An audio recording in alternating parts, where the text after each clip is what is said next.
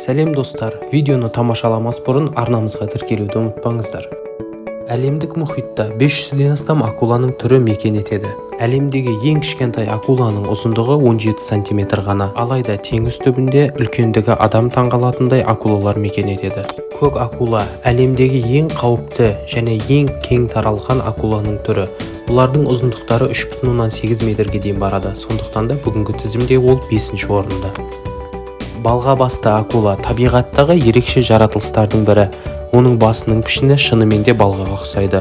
Балға басты акулалар қауіпті жыртқыш балық болғанымен адамдарға шабуылы көп байқалмаған. Денелерінің ұзындығы 4 метрге дейін барады. Сондықтан да бұл тізімде балға басты акулалар 4-ші орында.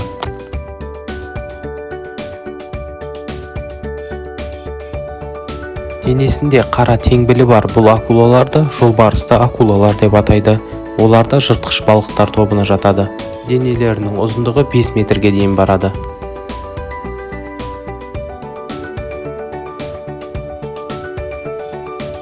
Арыстан аң патшасы болса, ақ акуланы балықтардың патшасы деуге де болады. Олар судағы ең ірі жыртқыштардың бірі. Сондай-ақ басқа акулалармен де қоректене береді. Бұл акула ақ деп аталғанымен денесінің үстіңгі және бүйір жақтары қара қоңыр сүр түсті. Денелерінің ұзындығы 8 метрге жететін, ал салмағы 4 тоннаға баратын бұл акула өкінішке орай әлемдегі ең үлкен акула емес, және біздің тізімде 2-ші орында.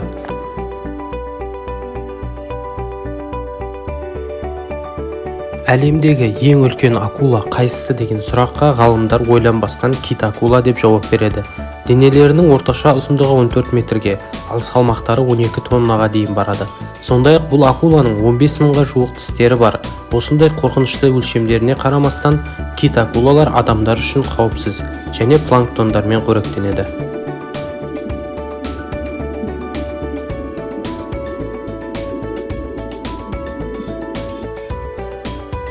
Кит акула бүгінгі таңда ең үлкен акула екеніне ғалымдар арасында дау жоқ.